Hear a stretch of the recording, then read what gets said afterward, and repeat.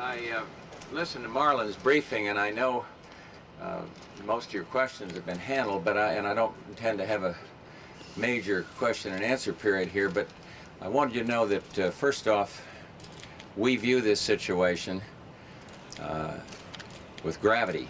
We view it as a matter of grave concern to this country and internationally as well. What Iraq has done violates every norm of international law. And I've been meeting this morning with my top security experts on the defense side, the economic side, and I'll have another such meeting tomorrow at Camp David.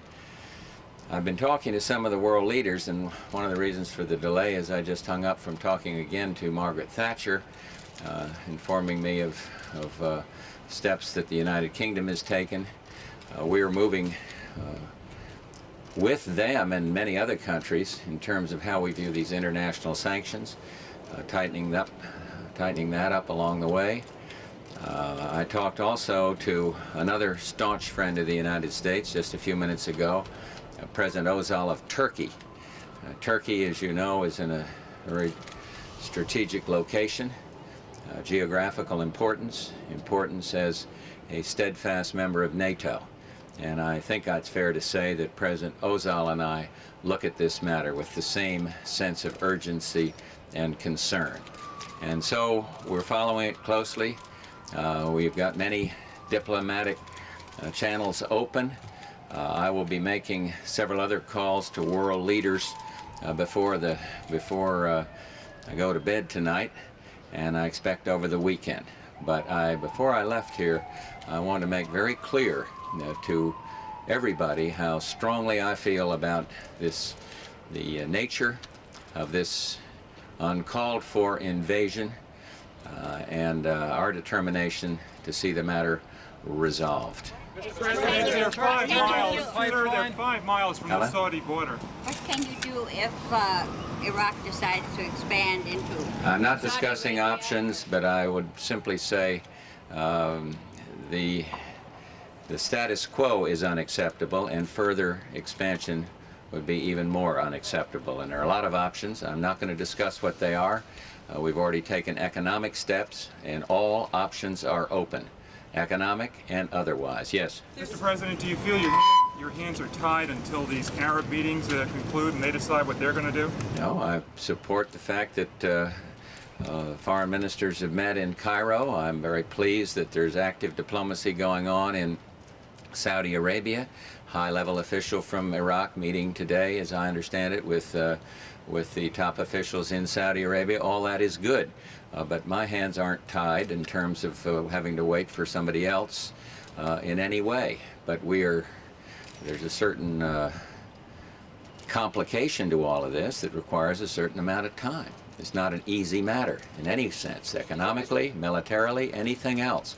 But I want to just make clear here how strongly we all feel about it, and I'm not just talking about the United States. I'm talking to every leader I've talked to. Mr. President, it's been reported that Saddam Hussein has informed the Soviets that he was going to pull his troops out of Kuwait. Well, let's see him haul them out right now. Then I saw that report, and very candidly, let me say something about the Soviet Union.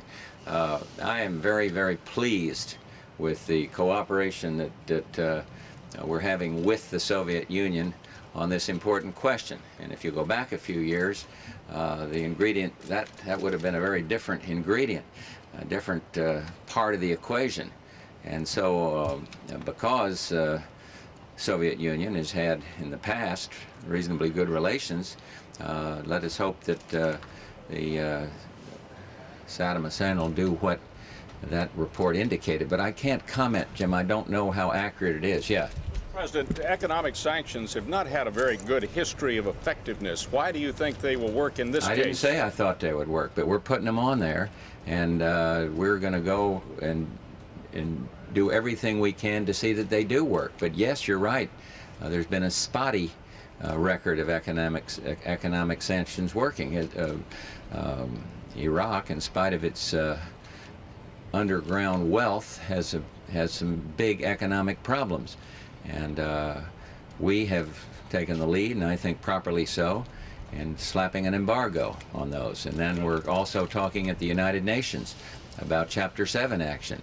But you're right, you put a finger on what's happened to some of them in the past, and I think we have to consider that as I review all options. Britt. Mr. President, you said yesterday morning in the cabinet room that you were not discussing intervention.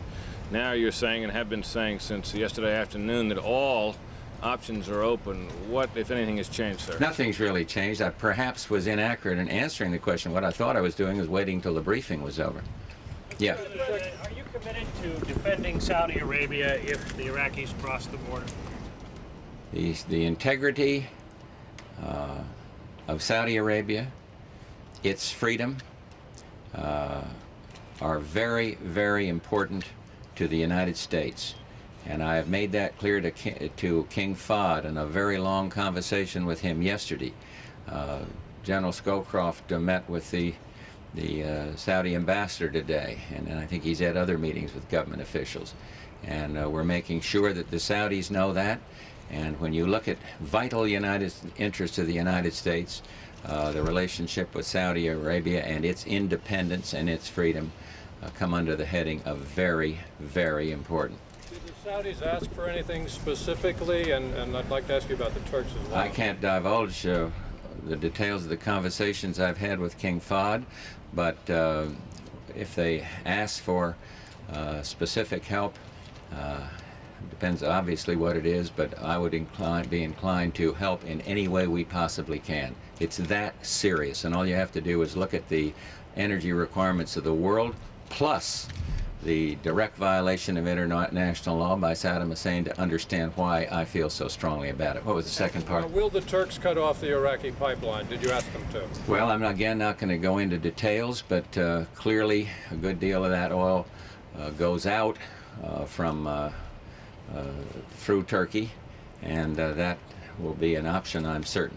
But if he's in accord with you... I'm not discussing the details of these conversations. One of the difficulties is there's a lot of questions that American people would like to have the answers to, but I have got to go forward with a reasonable degree of confidentiality so that I work in concert with our allies, and then sometimes maybe we'll have to work on our own. In this question, clearly, we need to have cooperation of allies. Michael?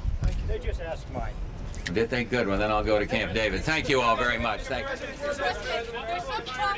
There's some talk of a meeting in Jeddah. Do you see the diplomatic efforts getting better at all within the Arab League? I'm encouraged when I see diplomatic efforts, but no, I can't tell you I see the results of those any better today than I did yesterday. What about the effect on our energy supply? How concerned are you about them?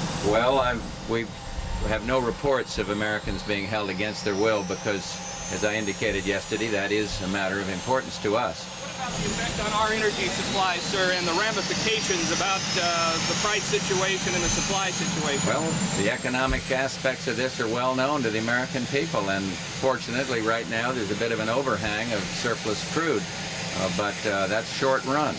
And long run, economic effects on the free world could be devastating, and that's one of the reasons I'm as concerned as I am. And that's one of the reasons, incidentally, I've been talking about having a strong defense in this country, and it's time some of our congressmen wake up to the need to have a strong defense. Thank you all very much.